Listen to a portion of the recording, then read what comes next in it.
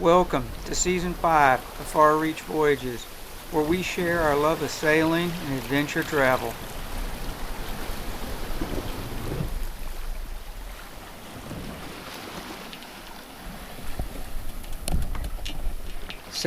May 2022. It's about 0800. Let's stop here and take a minute to talk about why we're starting this episode on day 5 of a 1,400-mile single-handed sail from the U.S. Virgin Islands to North Carolina. Well, it's because I didn't film anything. Well, why is that, you ask? At the end of the last episode, I mentioned there was going to be some trouble before I could sail home. I'd planned to start the voyage about 3 May, but a few days before that, I was invited aboard a good friend's boat.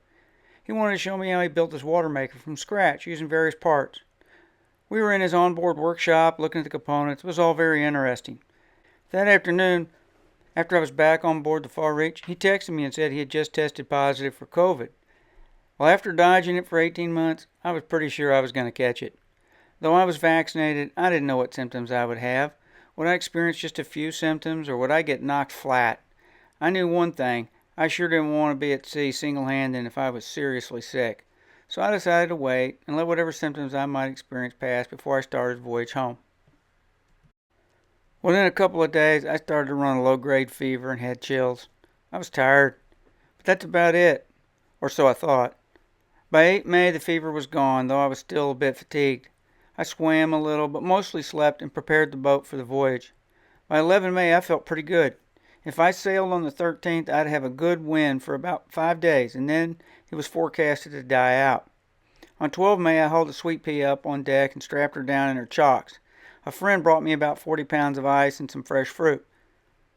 On Friday, the 13th of May, I chanced superstition and slipped a mooring under sail and broad-reached west around the south side of St. Thomas, and then turned northwest and headed out into the Atlantic. It's Savannah Island. I believe it was down that way. And that's called Calkin Key. We're going to go between those two and then out into the Atlantic. I felt pretty good the first day, but then I became very fatigued. Uncharacteristically, I was seasick for a couple days. I didn't eat much. The logbook entries were thin. I filmed very little. Early in the voyage, a bridled or maybe a sooty tern flew aboard and kept me company overnight. We had good wind and had several great runs of 140 to 145 miles, even though I had reduced sail most of the time, more than normal, because I was still pretty fatigued. In a couple of days, though, my appetite came roaring back along with my energy level. And by the 17th of May, I felt fine and began filming again. Flying fish.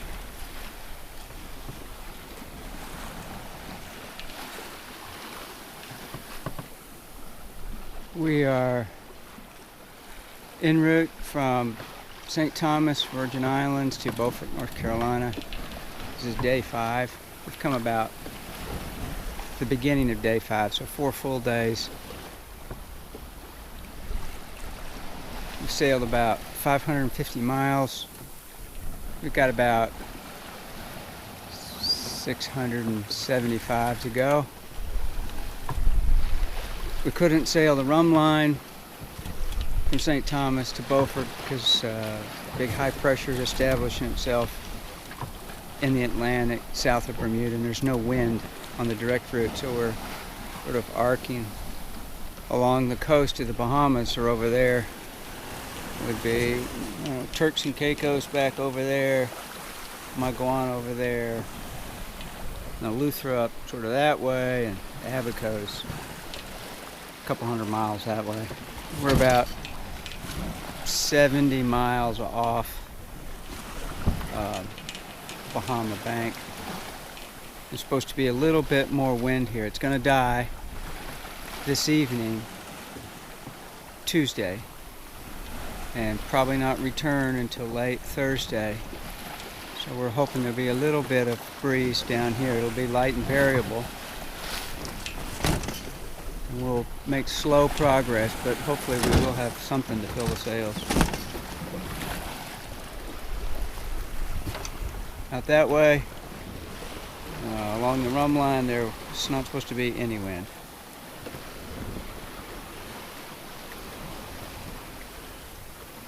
I don't have much sail up right now. I may haul some sails up in a little bit.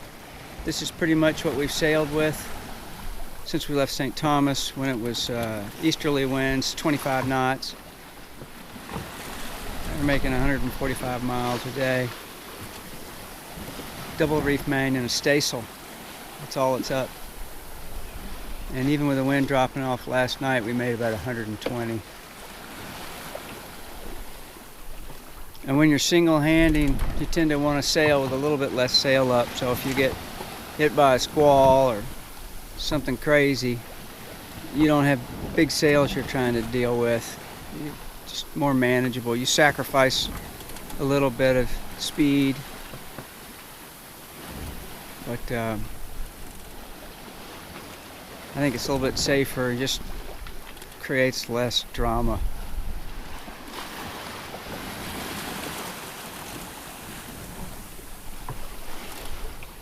I've had trouble in the past with the servo blade tripping when it loads up with Sargasso, but I haven't had any trouble. I filed the notches deeper at the suggestion of Yves Gelina, the designer, and that with a tighter shock cord seems to be holding it on there pretty well. The vane has performed beautifully. As you can see, we're steering pretty much dead downwind and maybe 8 to 12 knots. Sea's about 3 feet mostly, occasionally a little bigger. There's some sort of waves and synchronization, and the boat just sails through it fine.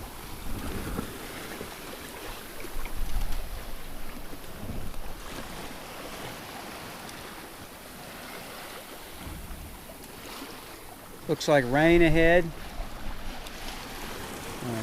Humidity is quite thick right now.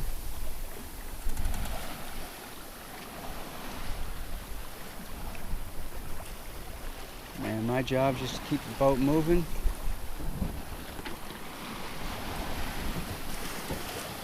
Stay on the boat. Don't break anything.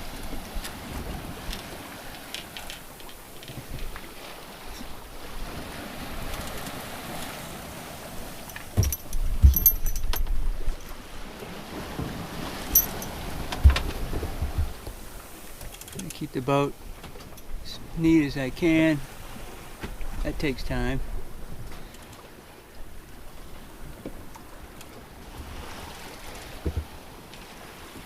With the staysail up, I've got one running backstay set right there.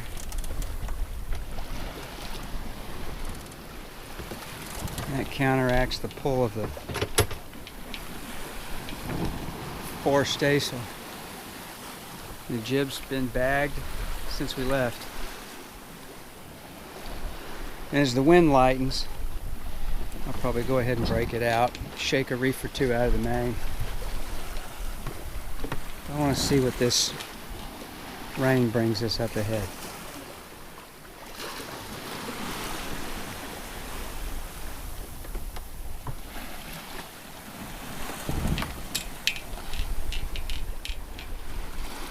Boat needs a good bath. Hasn't had a bath in 6 months, just a rainwater bath that we get down in the Caribbean. A bit of scum on the dinghy. All that's to be expected.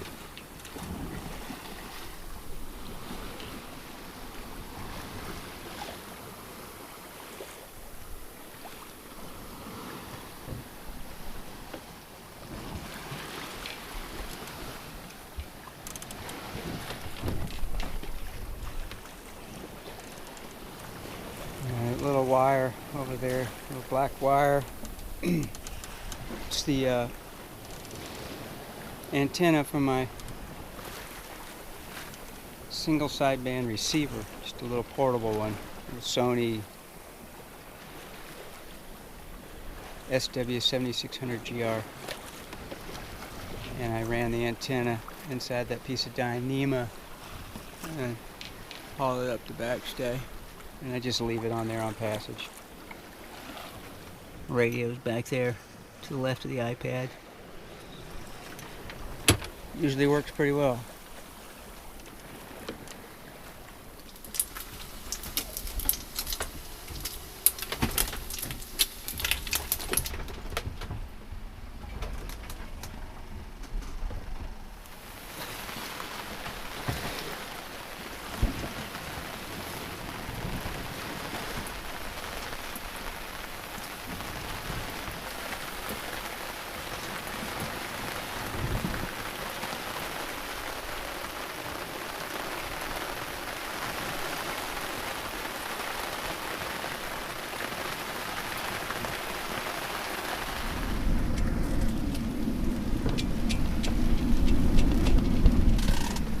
Well, we're hove to now. The wind vane is disengaged, and tiller shock corded over the leeward, and the main's double reef sheeted in pretty tight, and we're making almost no forward way. We're drifting sideways about a knot according to the GPS. Very comfortable inside, it's quiet. Winds are about only probably 25, gusting 30 now. It's hard to say. But you can see the waves are all mixed up like a sewing machine. We're drifting to the northeast. The boat's pointing almost directly north.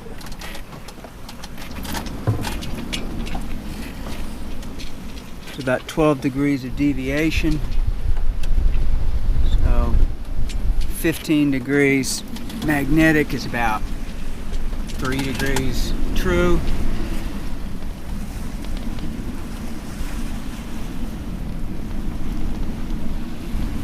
And we'll just hold on to this for a while.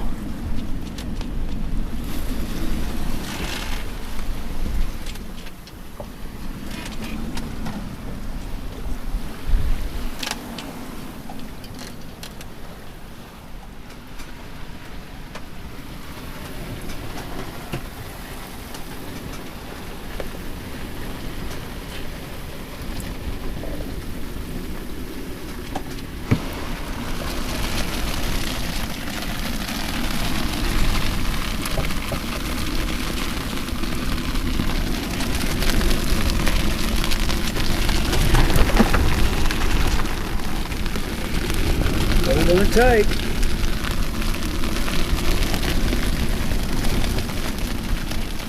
The Sargasso. Barely fore-reaching a little bit.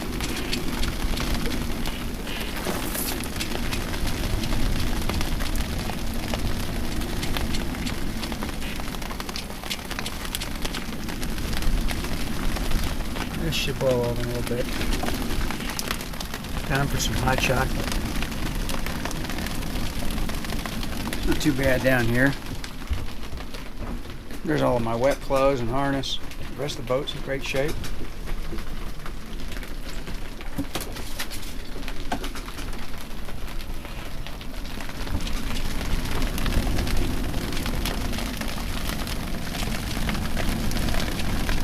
That's it for now.